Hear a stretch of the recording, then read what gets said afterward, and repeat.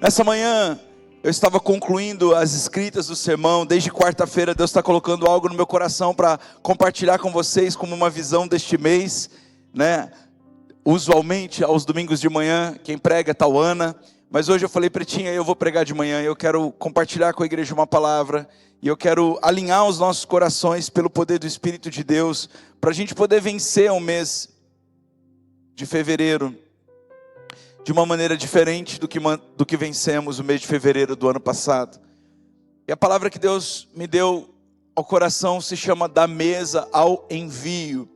E essa mesa, essa capacidade que nós temos de nos igualar quando sentamos à mesa, e a capacidade que temos de nos humilhar, é uma atitude de humildade sentar-se à mesa. Eu quero desde já incentivar você a nesta semana, neste mês, priorizar refeições com a sua família à mesa. O corre-corre do dia a dia tem roubado de nós a dádiva de nos humilharmos e sentarmos na mesa, de pararmos para ouvir a voz do outro na mesa, olhando no olho. Você sabia que existe um estudo que comprova que quando nós sentamos à mesa, não importa se nós temos 1,80 m, 2 metros, ou se nós temos 1,50 m, os olhos estão na mesma visão, na mesma distância. Ou seja, nós podemos olhar um no olho do outro e receber com humildade o que o outro tem para nos entregar, mas também podemos entregar com sabedoria, com coragem, com fé, com verdade. A mesa é um lugar onde muitas coisas podem acontecer, e hoje nós vamos ver o que algumas delas podem fazer, e eu oro para que o Espírito de Deus fale ao seu coração, à medida que eu estiver compartilhando com vocês aquilo que Ele ministrou antes no meu coração, amém? Nós estamos numa série de mensagens. Antes de começar, Deus já está agindo, e essa série vai tocar todo o mês de fevereiro, até a próxima série que nós vamos entrar, mas a verdade dessa série é uma só.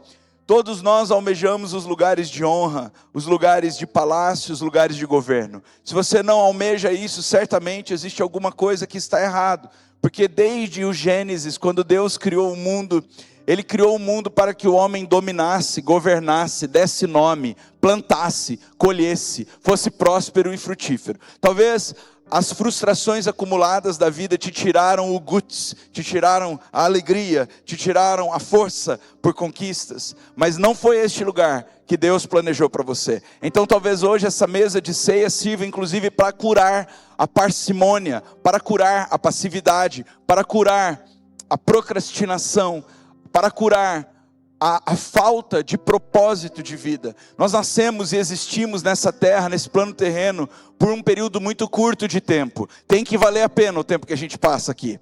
Não é possível que a gente vai passar 60, 70, no máximo 90 anos aqui. Alguns, por sua infinita robustez, não dá nem para falar, nem para explicar esses casos, vão até 100, 100 e poucos anos. Mas quero te dizer uma coisa, não é demorado o nosso tempo aqui.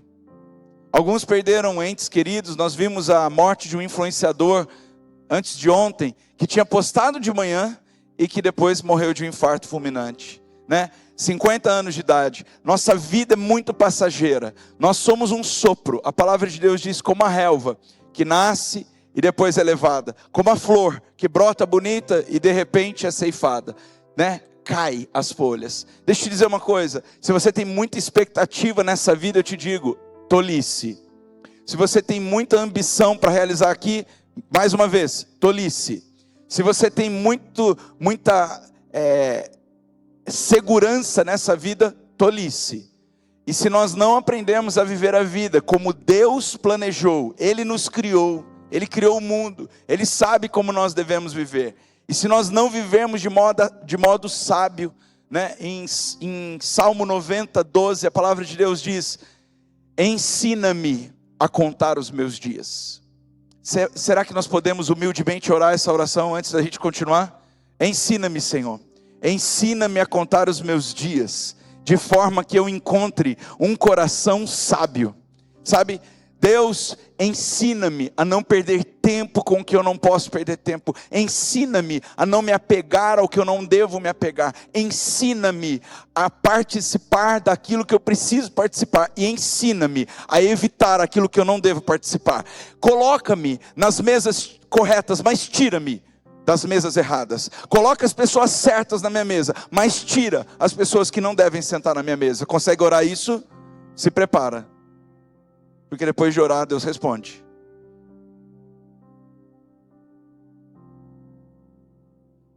Antes de começar a trabalhar na sua vida, Deus já está agindo. A palavra de Deus diz em Salmo 139:16. É um dos meus versículos favoritos, eu sempre falo dele. Que quando nós ainda éramos uma massa informe no ventre da nossa mãe, Deus já conhecia todos os nossos dias. Sabem por quê eu me gasto tanto e sou tão intenso na obra do Senhor? Porque para mim só existe uma prefiguração do céu na terra. E por incrível que pareça, não é a minha casa, é a casa de Deus. Sabe por quê? Eu não falto um culto, não é porque eu sou pastor, porque tem muito pastor aqui que poderia pregar e eu poderia fazer as minhas viagens e fazer o que eu quisesse. Mas porque eu sei que a casa de Deus é a única ligação entre o céu e a terra, e isso é bíblico. Sabe por que eu me voluntario na casa do Senhor?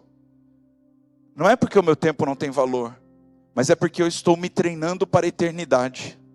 E quando eu me voluntario para a casa do Senhor, eu estou cuidando das coisas que interessam ao meu Pai, e não necessariamente a mim, porque é claro que quando eu deposito tempo aqui, eu estou deixando de depositar tempo em outros lugares, em outras atividades, intelectuais, que eu gosto, profissionais, que eu também gosto, relacionais, que eu amo. Mas quando eu entendo sobre eternidade, eu entendo que quando eu era uma massa informe no ventre da minha mãe, Ele já tinha escolhido a minha vida, e essa eleição não depende de condição humana, não depende de vontade ou não vontade de alguém. Essa condição ela é extremamente espiritual, vocacionada soberanamente por Deus, designada pelo propósito dele. Então se você entrou aqui nessa manhã, achando que sua vida não vale nada, que você não tem propósito, porque você não existe, você vai ser curado nessa mesa de ceia. Se você está aqui com depressão, sem sentir o significado real da sua vida, se você está aqui perdido, sem saber qual é o destino profético que Deus tem para a sua vida, você vai sair daqui curado, porque Deus não planejou você para comer, dormir, trabalhar e morrer. Deus planejou você para, enquanto no plano terreno, cultivar propósitos eternos, trazer o céu para a terra, porque ir para o céu não é tão difícil. Faça uma oração aqui no final do culto que nós vamos fazer juntos e você vai para o céu. Mas viver o céu na terra, isso é coisa para quem tem propósito, para quem tem destino. Você entrou hoje na Farol Campus Destino. Se você sair daqui sem destino é porque você quer. Porque não vai faltar oportunidade para aprender o caminho para o destino. Mas o caminho para o destino, em primeiro lugar, exige humildade, exige sujeição ao plano de Deus, exige conhecer os pensamentos de Deus, exige alinhar a sua vida com aquilo que é importante para Deus, exige sacrifício, exige sacrificar os valores que muitas vezes nós aprendemos na universidade, que nós aprendemos na cultura familiar. Os valores que aprendemos nos podcasts do valor econômico. Nós temos que escolher, se estamos aqui nessa manhã e queremos de fato viver uma vida de envio, de propósito, de destino, de plenitude. Aquele lugar onde você vai dormir à noite com a sensação, estou cumprindo a minha missão. Aquele lugar onde você acorda cedo com disposição, não apenas para trabalhar e cumprir uma função, mas para cumprir um propósito de Deus. Esse lugar onde Deus treina, Ele começou antes de você imaginar. Porque Deus, Ele não vai promover você e eu antes de tratar o nosso coração. Você sabe que existe um estudo do Instituto Cecília Meirelles, que estuda principalmente a primeira infância, que revela que 75% do aprendizado de um ser humano acontece nos 1000 primeiros dias de vida. Esse estudo mostra a importância da gente nutrir a criança, de recém-nascida até 2, 3 aninhos de idade, de amor, de esperança, de livrar essa criança de ambiente tóxico, que detona o cérebro, que escurece o cérebro, que acaba com as transmissões neurais, que detona os caminhos neurais de aprendizado, né? E nesses 3 primeiros anos, 2 anos e pouco, o que vai acontecer com a criança? A criança vai aprender 75% das habilidades dela da vida toda. Os outros 25%, ela vai aprender ao longo da vida. Você sabe que o que mata a gente não são os 75% que a gente aprende nos 3 primeiros anos de vida, mas são os 25% que a gente vai buscar depois. Vou te dar um exemplo.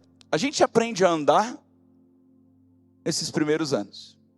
A gente aprende a falar nesses primeiros anos. A gente aprende a comer nesses primeiros anos. A gente aprende hábitos diários elementares nesses 3 primeiros anos. A gente aprende amor nesses 3 primeiros anos. A gente aprende medo nesses 3 primeiros anos. A gente aprende fé nos 3 primeiros anos. E depois a gente precisa desenvolver. Mas são nos 3 primeiros anos que nós aprendemos as coisas principais da vida. O problema é que logo depois a gente, de alguma maneira, acredita que a escola é responsável pela educação dos nossos filhos. E a gente não faz a nossa parte em casa de discipulá-los e formá-los. Sabe, irmãos? Sabe o que eu tenho visto na nossa geração? Eu tenho visto uma geração tão fraca em incutir propósito nas crianças. E eu estou pregando isso debaixo de uma palavra de Deus, mas debaixo também de uma revelação pessoal do que eu tenho feito com os meus filhos. Eles não vão fazer 18 anos e de repente são crentes. 18 anos e agora eles são homens e trabalham. Não, 18 anos e agora eles são responsáveis e estão prontos para assumir um lar. Não, eles vão tendo que ser formados.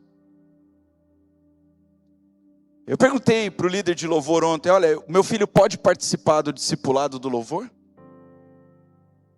Ele tem 9 anos. Ele pode? Sabe por quê?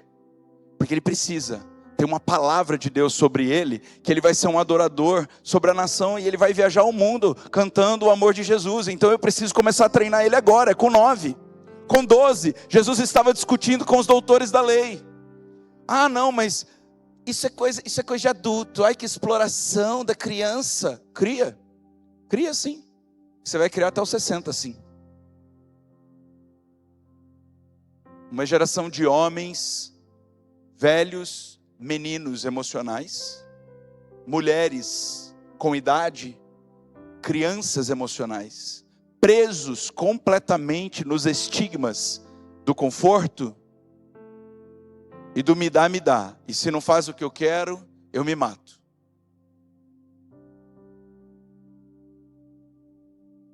Pessoas que estão vivendo sem propósito, porque não sabem educar a criança do jeito que Jesus foi educado por Maria e José. Que não sabem educar a criança como Joquebede educou Moisés, para o cumprimento do propósito de Deus. Que não sabem educar a criança como Ana escolheu educar Samuel. Sabe por que muitas mães não podem engravidar? Já são mães no reino do Espírito, mas enquanto Deus não tratar o coração delas a respeito da idolatria ao filho, ela não vai poder parir um filho. Enquanto não entregar para Deus o filho não pode existir, porque Deus não quer roubar mais alguém do propósito dele. É pesado o que eu estou falando, né, irmãos? Mas é a realidade. É a realidade, porque Deus não promove a gente enquanto a gente não passa por processo e é aprovado nele. Enquanto Ele não prepara o nosso coração para a condição que Ele tem para nós. Sabe, vamos falar de uma vida próspera profissionalmente. Uma pessoa pode assumir responsabilidade em nível de diretoria se ela não foi um bom estagiário. Ela pode ser um bom diretor se ela não soube lidar com os colegas de trabalho sendo um bom analista, aprendendo as métricas. Ela pode se tornar um bom diretor, um vice-presidente, se ela não foi um bom gerente e soube lidar com os desafios e as metas colocadas pela sua chefia. Percebam, nós queremos que na nossa vida espiritual, na nossa vida propositiva, a gente encontre um lugar do propósito sem antes passar pelos processos. E a gente acha que os processos são automáticos, não são intencionais. Mas eu digo para você com toda certeza, Os processos que Deus inicia na nossa vida, Ele apenas inicia. Quem continua somos nós. Deus iniciou o deserto no povo de Israel, libertando-os do Egito. Quem continuou andando no deserto até a terra prometida foram eles. E se fossem mais obedientes, não teriam demorado 40 anos, somente 11 dias. Antes de começar qualquer coisa na nossa vida, Deus está nos processando para aquilo que Ele vai começar. Em Salmo 23:5, a palavra de Deus diz que Ele prepara uma mesa para nós. Ele prepara uma mesa. Veja, Ele poderia preparar qualquer outra coisa. Ele poderia preparar uma sala de estar, todos sentados no sofá. Ele poderia preparar um quarto, com ar-condicionado e Netflix ligado. Mas não, Ele prepara uma mesa. A mesa vem antes do conforto. Porque o confronto precisa existir para o processo de alinhamento espiritual entre nós e Deus em primeiro lugar. E depois entre nós e as pessoas que fazem parte desse propósito, para que ela se cumpra. A mesa, ela vem antes de qualquer dificuldade terminar na sua vida. Mas ela também vem antes de você poder ser enviado para algum outro lugar que diz respeito ao seu propósito. Muitos de nós ficamos no estado de platô, que é um estado terrível. Eu não sei quem gosta de platô, mas eu não gosto. Eu não nasci para o platô. Quando eu fico em platô, eu já falo, Deus, o que está errado comigo? Corrige minhas veredas, eu quero avançar. Platô é o lugar da patinação. A gente está patinando no mesmo lugar, sabe? Não sai do lugar. Não se move, não cresce, não aprende, não se disciplina, não aprende uma nova habilidade, não lida com alguma limitação. A gente está sempre assim, ó. É um estado confortável. Mas é um estado de não crescimento emocional, espiritual, financeiro, físico. E nesse estado, o nosso coração não está sendo preparado, porque nós não permitimos Deus mexer nas coisas desconfortáveis. Sabe, esse ano eu me desafiei a alguma coisa que para mim é um grande desafio, apesar de eu nunca ter sido um sedentário. Mas eu me desafiei que eu queria um nível a mais. Eu queria um nível a mais de treinamento físico, porque a missão e o propósito que eu tenho que cumprir vai me exigir viagens, vai me exigir dormir pouco às vezes, vai me exigir ter que lidar com várias pessoas, vai me exigir equilíbrio hormonal, equilíbrio emocional, vai me exigir coisas que se o meu corpo, a carcaça não estiver pronta, eu não vou aguentar. A quantidade de estresse que um pastor sofre, e há estudos que mostram que 75% dos pastores são deprimidos. Você ter um pastor serotonizado, como eu estou, feliz, próspero, é motivo de você, meu irmão, dar glória a Deus. Porque 75% dos pastores estão gravitando em baixa rotatividade. Tamanha toxicidade que é lidar com pessoas nos dias de hoje. Tamanhos desafios que ele tem que lidar com a estrutura financeiro. Porque quando você chega aqui, você quer ter um ar-condicionado, senão você não volta. A presença de Deus pode estar fritando, mas se não tiver um ar-condicionado, você não curte. Tinha lá um comentário na Farol, antes da gente ter esses ecobrisas, que demorou um ano para a gente pagar. Tinha um comentário lá no Google: igreja maravilhosa, presença de Deus, mas não volto, porque é um calor infernal. É assim, nós somos assim. E o pastor tem que lidar com tudo isso. O pastor tem que lidar com as dores e as mazelas, e as pressas e as urgências de todo mundo, mas ele também tem as dele. Ele também é ser humano, ele tem filhos, ele tem desafios todos os dias. Ele lida com demônios, principados e potestades, para que a igreja avance, para que a sua vida cresça, para que você prospere, mas muitas vezes ele também é o almoço e a sobremesa na sua casa. Porque é mais fácil reparar em uma pequena limitação dele do que elogiar 90% das coisas boas que ele faz. E eu estou falando de pastores saudáveis, eu não estou falando de pastores que já estão doentes. 75% dos pastores já estão doentes. Então eu decidi que eu não ia ser um pastor mazelado, e que quem quiser me mazelar vai perder tempo. Não vou deixar ser mazelado.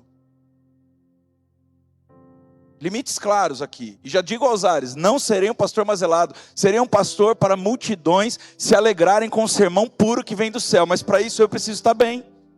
Então eu falei, eu decidi que eu estar bem significava também eu me esforçar mais. Eu sempre fiz exercício físico, sempre regulei a alimentação, porque também não tem um fator genético muito positivo na minha linhagem. É uma limitação. Mas sabe, esse ano eu decidi que não ia passar um dia sem eu fazer exercício físico, que eu não ia passar nem um dia sem, antes de sair de casa, fazer alguma coisa que me tirasse da zona de conforto, da forma física. E sabe, esse ano um irmão que trabalha com isso decidiu me ajudar nesse processo. Irmãos, tem dias que são 11 horas da noite e ele está me treinando, e ele me ajuda. Mas ele me ajudar, às vezes eu tenho raiva do que eu tenho que fazer, não dele, ele eu amo, mas eu tenho raiva do que eu tenho que fazer. Porque assim, vamos pastor, são mais 20 vezes, são 5 séries de 20 vezes. Pelo amor de Deus, irmão, eu trabalhei hoje o dia inteiro. Eu acordei cedo para orar, porque eu tenho que ser crente antes de tudo. Eu li a Bíblia, eu levei criança na escola, eu lidei com várias coisas, limpei cocô de cachorro, eu trabalhei, nossa, eu tive que ter tanta sabedoria em algumas reuniões. Pastor, eu sei, mas agora a gente precisa fazer 5 séries de 20. Meus irmãos, não pode ser 10, 12, não posso parcelar, fazer metade hoje, metade amanhã, não. Aqui não vai rolar parcelamento. Mas você sabe que isso está me deixando tão bem, que eu falo, meu Deus, pode me disciplinar mais. Pode me disciplinar mais. A palavra de Deus diz, ame a disciplina, busque o entendimento. Antes de eu poder começar a viajar adoidado e não ter uma embolia pulmonar, e não ter um infarto fulminante, e não ter um problema de colesterol alto, eu preciso estar bem fisicamente. Eu preciso saber lidar pelo menos na rotina, porque depois eu vou ter que ter independência e autonomia para treinar nos hotéis, para treinar nas cidades. E quando o hotel não tiver academia, eu vou ter que saber fazer uns flexões, vou ter que saber fazer uns burpees. Por quê? Porque isso faz parte do propósito, né? Não adianta a gente achar que ser espiritual é só vir aqui e cantar louvores, com todo respeito a vocês e a nós. Ser espiritual é cantar louvores afinados. Não adianta falar que ser espiritual é carregar a presença de Deus como busco carregar e cultivar todos os dias, sendo marido de uma só mulher, tendo os filhos em sujeição, pagando as minhas contas em dia, honrando o nome do Senhor, trabalhando. Não, mas ser espiritual é ter um físico preparado para aguentar a rotina que é escaldante. Sabe, ser espiritual não tem nada a ver com ficar na zona de conforto, achando... alabanza, poderoso Deus, e Ele vai vir na minha vida. Não, não acontece isso. Quem gosta mais do mover aqui do que qualquer um de vocês sou eu. Com 12 anos, o Espírito Santo me batizou, sem ninguém pôr a mão na minha cabeça. Eu achei que eu estava endemoniado, porque minha língua começou a enrolar. Eu fui pedir ajuda, e falei, por favor, ora por mim, eu estou perturbado. Um mover tão grande de Deus, e eu estou perturbado. Não, era o Espírito Santo. Ok, amo o Espírito Santo. Como o apóstolo Paulo diz, falo em línguas mais que todo mundo, mas se não tiver amor, nada serei. Hoje eu não estou pregando sobre amor, estou pregando sobre propósito, estou pregando sobre envio. Não adianta nada Deus ter criado você com um grande propósito e Ele criou. Não adianta nada você ter a sensação espiritual temporária de estar bem quando você está na igreja, se quando você sai daqui, as suas atitudes não são uma continuidade da preparação iniciada. O processo de Deus na nossa vida não é fácil.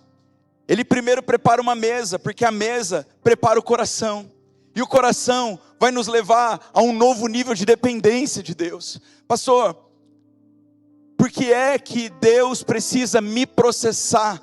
Porque entendam uma coisa, quando Deus criou o mundo, lá em Gênesis, a origem de tudo, Ele criou tudo pelo poder da sua palavra. Mas Ele disse, depois que Ele criou, que a partir daquele momento, quem tinha que cultivar era Adão e Eva. Deus pode criar tudo do nada, mas quem vai precisar cultivar sou eu e você. E é impossível cultivar qualquer coisa que seja, sem estar preparado, processado, hábil, ferramentado para tal. Não se nascem pais quando os filhos nascem. Nascem pais quando os filhos vão sendo criados. Não se nasce um marido quando ele aprende na escola de noivos, antes de se casar. Nasce o marido quando ele precisa ser um sacerdote e proteger a sua esposa. Não nasce uma mãe quando ela é engravida, nasce uma mãe quando ela está de madrugada cansada de tantas noites em claros, dando peito para a criança mamar, e a criança não para de chorar, e a coisa não é fome. E o que é agora? E eu vou ter que descobrir. Não nasce um pastor comprando ou alugando uma caixa preta, colocando luzes cênicas, tendo um microfone bom e pregando um belo sermão feito pelo ChatGPT. Nasce um pastor das dores que ele enfrentou até chegar ao sacerdócio, e de como ele permaneceu fiel a Deus e ao propósito, ainda com as dificuldades que enfrentou. Não se nasce um rei sem antes ter sido preparado por Deus no pasto. E eu quero falar, em primeiro lugar, eu preciso da ajuda de vocês agora. Meu computador pifou. Preciso da ajuda de vocês. Isso. Eu quero falar de uma história que a maioria de nós conhece, que toda Páscoa nós pregamos aqui na Farol. A primeira Páscoa aconteceu no Egito. A primeira Páscoa foi a mesa que Deus colocou ao seu povo para libertá-lo da escravidão. Que coisa linda! Deus, ele não colocou foice na mão do povo de Israel. Deus não colocou chicote na mão do povo dele para equipá-los de acabar com os egípcios. Não. Deus colocou a mesa da Páscoa e disse: entreguem primícias, o melhor cordeiro, o mais puro, o mais branco, imaculado, sem ser malhado. Eu quero esse. Eu quero mais gordo. Gordura não é coisa ruim. No Antigo Testamento, gordura é a parte mais nobre da carne. Eu quero a gordura. E depois que você matar para me oferecer como sacrifício, pegue o sangue desse cordeiro e faça uma aspersão sobre os umbrais da sua casa. Dessa forma eu vou saber que vocês são povo escolhido. O anjo da morte não vai passar. Eu não vou deixar a praga chegar na sua tenda. E aí vocês vão sentar e comer juntos.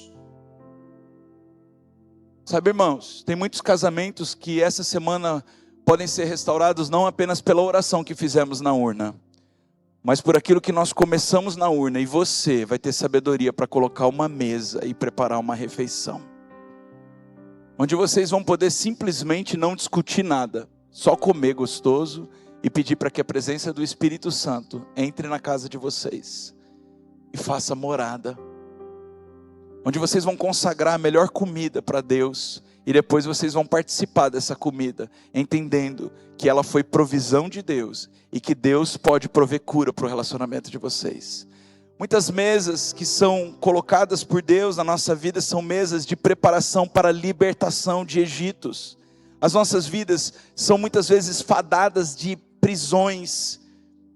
Como eu disse, nós aprendemos 75% das coisas até os 2, 3 anos de idade, e depois a gente começa a aprender tudo errado, com todo respeito. A gente aprende na escola coisas que não tem nada a ver com a Bíblia. A gente vai para a faculdade e o negócio piora, começa a degringolar. E nessa era de desinformação, porque é muita informação, mas pouco conhecimento, onde todo mundo se torna autoridade se comprar 1 milhão de seguidores, e começa a falar besteira, e educar as pessoas de maneira tola, sem estar em concordância com os princípios da palavra de Deus, porque a beleza da vida está em fazer a vontade de Deus, porque foi Ele quem nos criou. Então tudo aquilo que está em desacordo com a palavra de Deus é um motivo para eu me desviar dos caminhos e do propósito original de Deus na minha vida. Então tudo aquilo que uma pessoa que está bem maquiada, que está bem bonita, que tem 1 milhão de seguidores fala, mas não está na Bíblia, não deve ser respeitado, nem curtido, nem comentado, incluindo pastores. Estamos vivendo uma era onde o conhecimento de Deus está falto. Eu disse para minha esposa outro dia: amor, eu não consigo mais ouvir esse pastor falar. Eu não consigo. Porque tudo nele é vingança. Tudo nele é a pessoa não gosta, a pessoa te fez mal, deleta. Olha, é tudo contrário. Sente nas mesas que só vão te dar vantagens. Haja assim, indiferença. Indiferença é a chave para o seu sucesso. Quando a Bíblia diz exposição, é a chave do sucesso, porque um coração quebrantado e contrito Deus não despreza, e aquele que confessa o seu pecado e deixa e abandona, o Senhor perdoa e cura. É tudo contrário da Bíblia o que ele está pregando. Ele está pregando assim e animando multidões. Multidões ficam animadas porque a gente gosta de ouvir isso. Ignore, seja indiferente, cuide só da sua vida, não olhe para o próximo. Mas isso não é o cristianismo. Ser cristão é ser um pequeno Cristo, essa é a definição de cristão. Ser cristão é cada dia pegar a nossa cruz, negar a nós mesmos, servir a Jesus, perdoar o imperdoável, 70 vezes 7, mergulhar no rio 7 vezes até ser curado do orgulho, passar pela lama, aprender, ficar fiel no processo e depois ainda dar glória a Deus, porque você saiu mais crente e refinado disso. Como é que nós vamos para o palácio se não sentamos na mesa da Páscoa? Se não deixamos o sangue imaculado perdoar os nossos pecados e nos livrar das nossas iniquidades, se não sabemos comer o pão sem fermento dos fariseus, o pão sem hipocrisia, saber olhar no olho e dizer a verdade em amor é muito melhor do que uma mentira gostosa. Porque o que sustenta o seu propósito, o que sustenta a sua vida profissional bem-sucedida, o que sustenta a sua família ajustada e feliz, não são as coisas fáceis, as passadas de pano e as colocadas debaixo do tapete, mas são as coisas difíceis, as escolhas duras que nós fazemos, não é? Em Êxodo, pode passar. Eu contei a história. Em Êxodo a gente vê que antes da libertação, antes do mar se abrir, antes de um novo começo, Deus prepara a mesa. O povo está no Egito, Deus manda colocar a mesa. Porque a mesa forma em nós um novo coração. Sabe, irmãos, tem 3 elementos que nós precisamos hoje agregar ao nosso caráter. Eu sei que não é tão fácil, mas o primeiro deles é a obediência. Obedecer a Deus não é algo para depois, é algo para quando Ele fala. Deus falou, alinha, obedece, resolve, faz na hora. Porque obediência retardada, ou seja, obediência adiada, é desobediência. Obediência parcial é desobediência. Obediência do meu jeito é desobediência. Jeitinho para obedecer é desobedecer. A prontidão é a segunda coisa que precisa crescer no nosso caráter. Olha, eu estou pronto, Deus. Eu tenho cuidado para pregar sermões assim, que eu sei que são demandas pontuais do céu. Quando Deus me pede para pregar numa ceia de manhã, eu sei que Ele está querendo demandar algo da gente como igreja. Sabe, o que Deus está falando para mim hoje é o seguinte, alinha o time, porque vai vir pedrada. Mas essa pedrada não é para matar, é para processar. É para processá-los, é para prepará-los. A prontidão em obedecer libera o tempo da ação de Deus. Sabe, muitas vezes nós ficamos no deserto 40 anos, quando poderíamos ficar apenas 11 dias, porque nós demoramos para obedecer a Deus. A demora para obedecer é desobedecer. Obedecer do meu jeito é desobedecer. Obedecer parcialmente é desobedecer. Olha, Deus mandou. Como que Deus manda, pastor? A Bíblia, a igreja, a oração, sabe? As palavras proféticas específicas, isso tudo são ordens de Deus. Quando nós obedecemos a Deus, rapidamente, prontamente, Ele mandou fazer um voto, faz o voto. Ele mandou falar com alguém, fala com essa pessoa. Ele mandou colocar uma mesa, coloca essa mesa. Ele mandou fazer jejum e oração, jejum e oração. Aliás, hoje às 18 horas, eu estou convidando vocês para jejuar e orar por 3 dias. Sem comer nada sólido, só líquido, quem pode. É loucura? É, mas se Deus está nos preparando, Ele quer nos promover. Não vem vitória antes de preparação. Não vem glória antes de sacrifício. Deus descumpre os princípios dele porque eu estou desconfortável, entende? E depois da prontidão, a consciência do tempo, porque o tempo é um ativo que não volta mais. Quem aqui não já teve a sensação, eu já tive, já falo de cara, já tive, a sensação de ter perdido tempo com alguma coisa, ou com alguém? Levanta a mão. É terrível. Você olha para trás e você fala, meu Deus, por que eu perdi tanto tempo com isso? Porque alguma área da nossa vida estava sendo amadurecida, preparada, mas certamente nós estávamos em desobediência a Deus. Porque o plano de Deus não é que a gente fique muito tempo padecendo.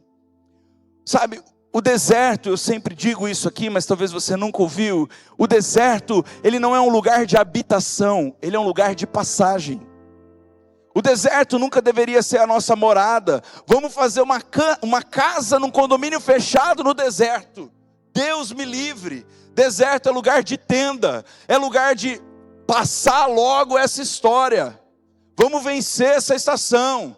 Sim, eu vou fazer tudo o que Deus mandar para vencer logo. Eu não quero mais ficar nesse deserto.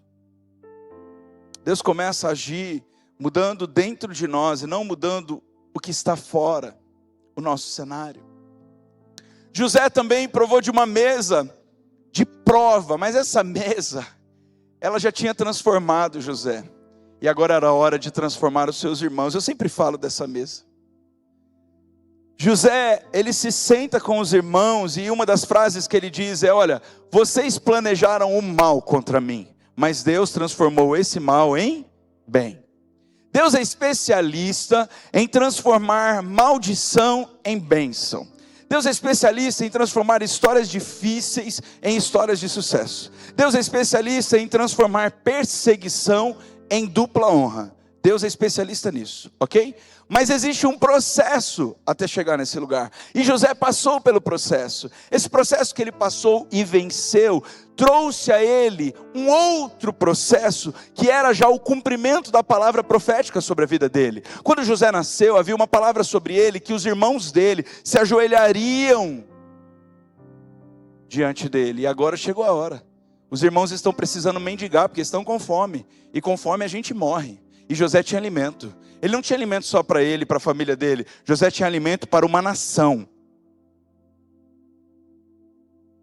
José já tinha aprendido autogoverno, já tinha aprendido perdão, já tinha aprendido mover-se continuamente em aprendizado. José tinha aprendido tantas coisas. Mas quando chega nessa mesa com os irmãos dele, José se emociona, a palavra de Deus diz. E quando José se emociona, a gente percebe uma mudança no caráter dos irmãos de José.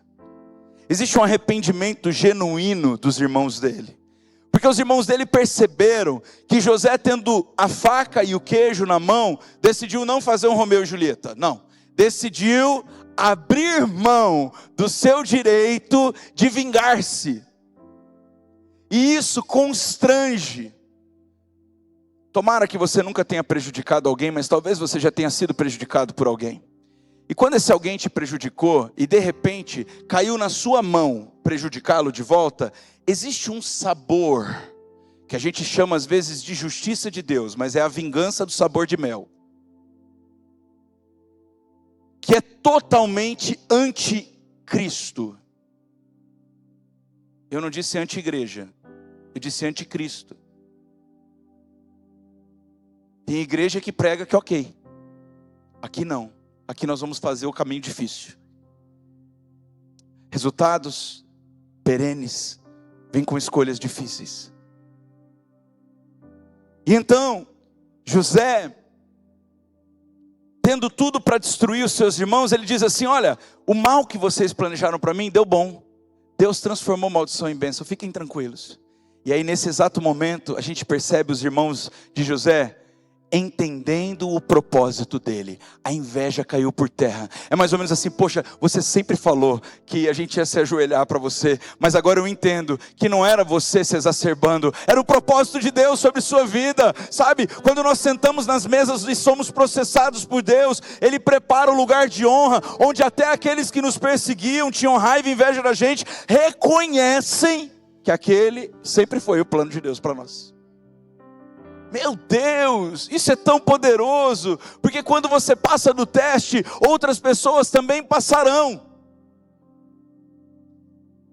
As mesas para promoção vão precisar antes passar pela nossa aprovação. Reconciliação, restauração de família. José é consolidado como governador depois desse episódio. José dominou-se. José dominou a sua ira, José dominou o seu ódio, José dominou o seu ímpeto sexual, José dominou a incapacidade de aprender coisas novas, e por causa disso, Deus o preparou para um lugar de governo. Davi também teve que ter uma mesa.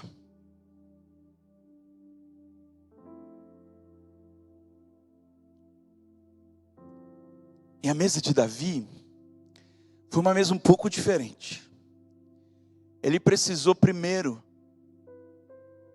aprender a comer com Deus, o Pai, quando o seu próprio pai o rejeitou e colocou-o na pior função que existia na família, que era cuidar de ovelhas no pasto. O lugar mais insalubre e vulnerável, onde os leões e ursos podiam não apenas matar as ovelhas, mas matar a ele mesmo.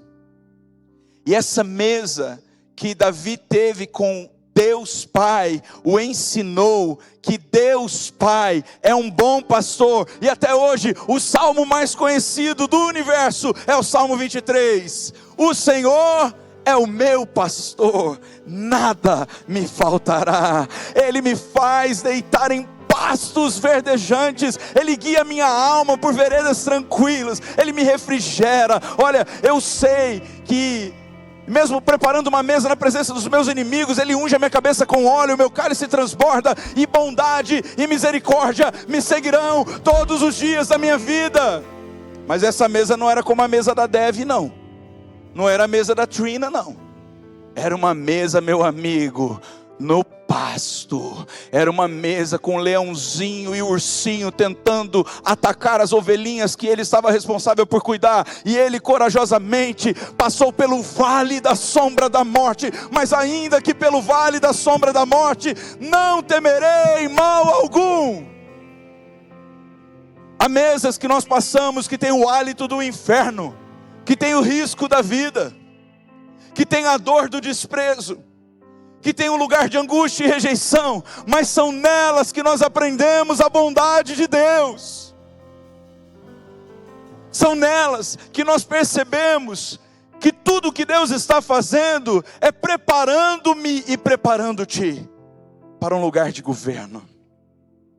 Porque Davi matou o leão e o urso, ele era corajoso e suficientemente capaz de ser altruísta ao ponto de não se autopreservar e simplesmente dizer: quem é esse incircunciso que está difamando e ameaçando o povo de Deus? Pois se Golias vem com espada e lança, eu vou no nome do Senhor. Aonde ele conheceu esse Senhor farol? Foi na mesa do vale da sombra da morte. Ele conheceu esse Senhor matando leão e urso. Ele conheceu esse Senhor sendo desprezado pelos irmãos, sendo rejeitado pelo pai. Pare de cultuar a rejeição. Pare de cultuar a dor. Pare de cultuar elementos de toxicidade. Que ladainha. Se você é escolhido por Deus, você vai passar por rejeição, vai enfrentar pessoas tóxicas, vai ter que lidar com inveja, vai ter que lidar com abuso emocional, espiritual e às vezes até físico. Mas eu vou lhe dizer uma coisa: ainda que você passe pelo vale da sombra da morte, não temerá mal algum. Quem é esse incircunciso? Deus está levantando de você um corajoso para enfrentar gigantes. 3 pedrinhas. Ele até pegou 5, ele era prevenido. Mas ele confiava que com uma Deus podia matar o Golias. 3 pedrinhas, dou-lhe uma, pá, bem no meio da testa. Caiu, tombou, desnorteou. Agora é só passar a espada. Toda honra, toda glória e todo louvor ao Senhor. Aleluia. Para de cultivar a dor e começa a cultivar o bom pastor. Para de cultivar o zelo pelas suas próprias emoções e começa a cultivar o zelo pela presença do Senhor. Para de cultivar o autocontrole no sentido de autopreservação. Sabe como é? Eu não posso isso, eu tenho que dormir 10 horas por noite, eu tomo melatonina antes. Olha, não dá para ficar numa vigília. Frita na vigília, desregula o seu sono, e no outro dia dorme até meio-dia. Mas dá tudo para Deus, pelo amor de Deus. Até quando nós seremos uma geração que não experimenta o palácio porque não sabe passar pela mesa do pasto? Por que vocês acham que Deus prepara os seus governantes na zona de conforto? Você acha que Deus prepara os líderes, influenciadores de uma nação nos lugares fáceis? Você acha que Deus prepara os CEOs, os CFOs, os presidentes de empresa sem nenhuma perseguição de colega no trabalho? Mesas de preparo vêm antes de mesas de autoridade. Você louva a Deus por essa palavra? Então glorifica que você vai ter autoridade para poder praticar. Quem se senta com Deus no secreto, não se perde no palácio. Próximo. Mefibosete fala da mesa da exclusão. O aleijado, rejeitado, da linhagem de Saul, que não é mais rei Israel, é convidado para sentar numa mesa, simplesmente por causa da aliança que Deus tem, através das gerações. Aquilo que você está fazendo hoje aqui, não fala só sobre essa semana. Ai, como eu sou bom. Eu fui no domingo na igreja, logo de manhã. Eu consagrei toda a minha semana a Deus. Olha, eu consagrei meus dízimos, minhas ofertas. Não é sobre você, meu irmão. É sobre a sua geração. Seus filhos estão assistindo, e seus netos que ainda não nasceram já estão sendo preparados para viver o propósito de Deus. Nenhum deles perderá o caminho se você se manter fiel. Tem horas que a gente se mantém fiel, mesmo contra todas as circunstâncias externas. A gente se mantém fiel a Deus, fiel ao caráter de Cristo. Não é por causa da gente. Porque para a gente era mais vantajoso, muitas vezes, quebrar esses pactos, abrir mão daquilo que estamos fazendo, não é verdade? Mas nós não fazemos isso, nós simplesmente mantemos a linha, porque sabemos que tem uma geração que contará a outra geração os feitos do Senhor. Eu falei isso um pouco semana passada, mas eu quero repetir porque é pertinente para esse momento. Semana passada, quando minha sogra estava pregando no Descende para mais de 60 mil pessoas, cara, veio uma alegria no nosso coração, sabe, lá em casa. A gente estava assistindo juntos. Eu estava pensando, poxa, neta de Severino da Costa Gomes, o plantador de várias igrejas, que abriu mão das suas riquezas para poder fazer a igreja crescer em Vitória de Santo Antão. Ele gerou na linhagem dele filhos e filhas crentes, mas netos super crentes. Todos são pastores, todos. Mas uma delas é a escolhida, não tem como. É Cris Catel, é ela. O diabo tem raiva dela, o inferno tem raiva dela, quando todo mundo tenta falar dela, mas ela é a escolhida, ponto final. Meu amigo, quando a mulher fala, o Espírito Santo vem, o capeta treme, e olha, eu não vejo a hora dela estar aqui. Acho que em março ela vem pregar aqui, graças a Deus, porque gente, é libertação de cadeias, mas o que essa mulher já passou na vida dela, para poder chegar nos lugares que Deus está colocando. Está nesse exato momento pregando na Europa, em várias conferências. Mas deixa eu te dizer, é bonito, romântico, né? Falar, está na Europa, está pregando, ai que chique. Tira uma selfie. Ela não está lá para comprar Prada, nem Gucci, nem Louis Vuitton. Não interessa a ela. Ela já entendeu que o propósito dela não tem nada a ver com essas futilidades da vida, coisas passageiras. Ela está lá porque ela quer reavivar o oeste, o leste europeu. Ela quer ser parte do que Deus está fazendo. Ela acabou de incendiar uma galera no Recife, lá no Descende. Agora ela está lá na Europa botando fogo também. Ela é uma avivalista. Quando você entende o seu propósito, propósito, você deixa de se autopreservar. Você deixa de cuidar das coisas que são frívolas, que são fúteis, que são passageiras. Eu não estou dizendo com isso não se cuide, não consuma. Não é sobre isso, não é sobre isso. É sobre não tornar isso a sua prioridade. Sabe, Mefibosete tinha, porque ele era parte da família de Saul, ele tinha uma bênção geracional. E a bênção geracional fez com que ele sentasse na mesa do rei, quando ninguém mais da família dele era importante. E essa mesa trouxe dignidade a ele, mas não trouxe só dignidade. Removeu vergonha, devolveu herança.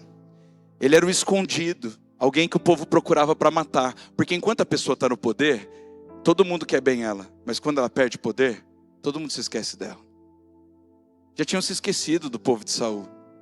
Agora quem está na moda é Davi. Mas essa mesa me ensina algo. Essa mesa me ensina aliança.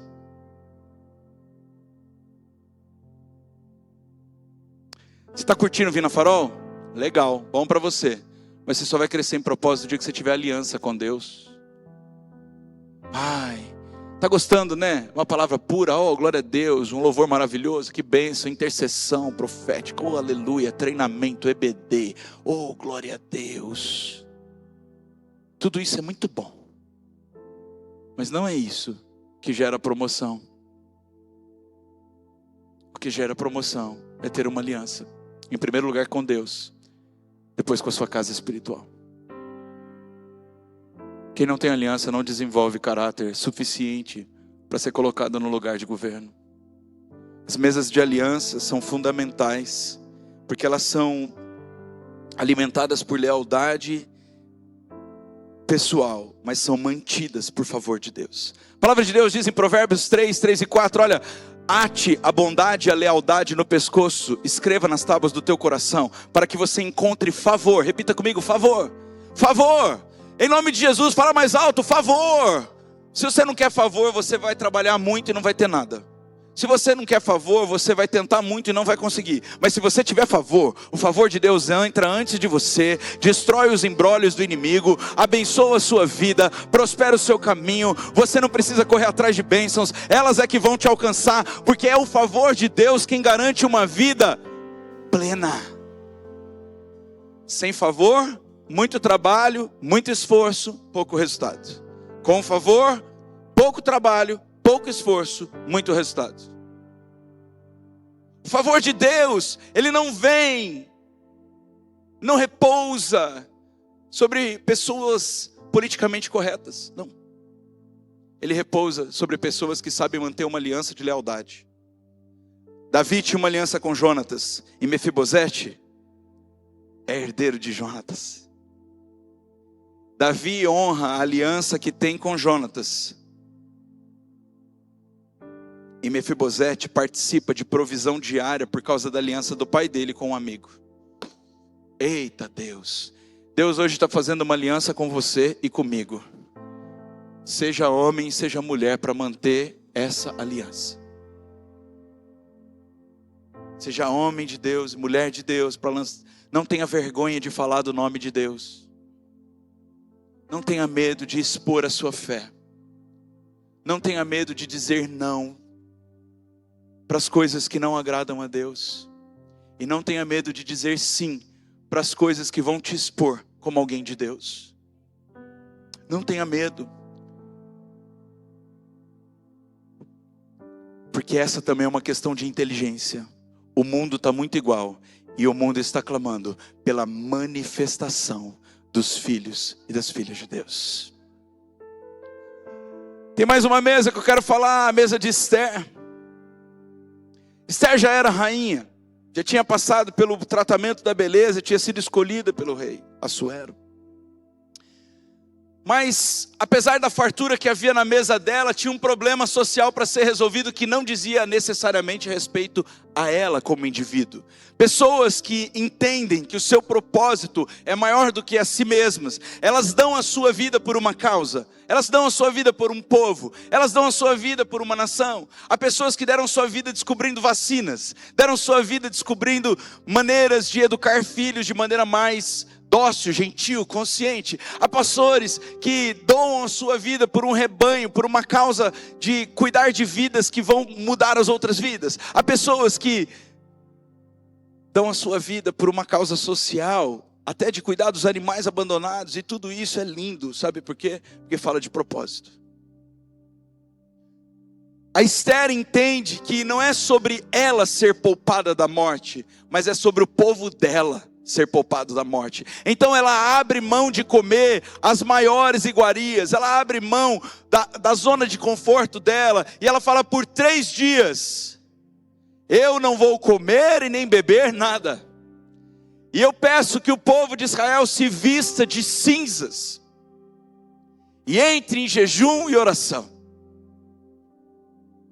E então eu vou entrar na presença do rei. Irmãos, se você vai me achar radical ou intenso, eu não ligo.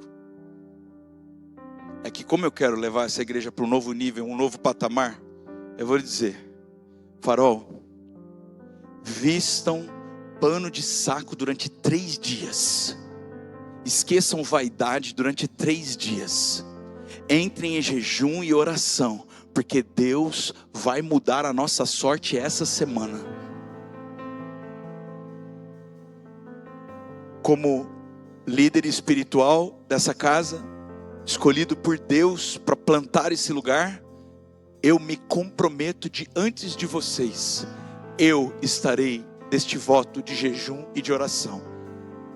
Mais uma vez, tem muitas áreas na minha vida que estão muito avançadas em promoção, mas aquilo que eu conquisto coletivamente com vocês, não é só sobre mim nem sobre vocês, é sobre um povo que virá e experimentará honra, prosperidade, relacionamentos saudáveis, plenitude de propósito, curas espirituais, emocionais e físicas.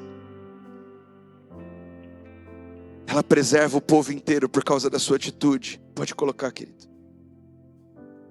Quem se prepara em mesas invisíveis, Deus coloca em mesas públicas.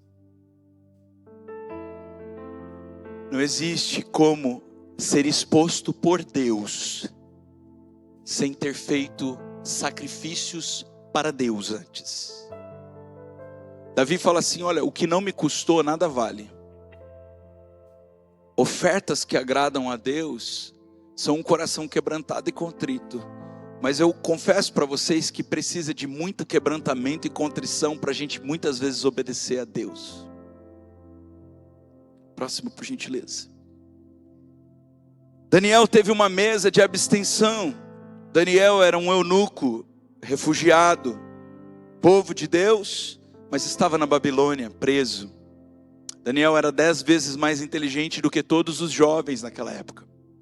Ele era 10 vezes mais culto, mais sábio, mais estudado. Então por isso ele foi colocado numa posição de escravidão, mas na mesa do rei. Então Daniel tinha uma postura diária, e qual era? 3 vezes ao dia ele se colocava na janela, virado para Jerusalém, para orar. É um hábito até hoje do povo de Deus. E ele estava orando e começou a vir uma perseguição pelo simples fato dele orar. Você já se sentiu assim? Você está fazendo coisas que não atrapalham a vida de ninguém, que não ofende a ninguém, e de repente você se torna um grande problema, simplesmente porque você é escolhida por Deus. Não reprove nesta mesa. Durante 21 dias, Daniel disse: olha, eu não vou comer e nem beber da mesa do rei. E isso não é nenhum desprezo, mas é porque o rei a quem eu sirvo, que está acima desse rei, me pediu um tempo de consagração. E por 21 dias ele só se alimentou de cereais, frutas e legumes. Aquela era uma mensagem clara: eu não vou me contaminar com a Babilônia. E sabe o que aconteceu? Daniel, você sabe, foi levado para uma cova de leões. Mas os leões foram dopados por Deus, transformaram-se em Golden Retriever, ficaram bonzinhos de tudo, amigo dele. E ele venceu um sistema babilônico. O resumo da ópera é: o rei revoga o tratado, e o rei diz assim: a partir de agora, Daniel será colocado em um cargo acima e de confiança. Tem coisas que a gente tem que entender, que tem mesas que a gente não deve participar, para não se contaminar.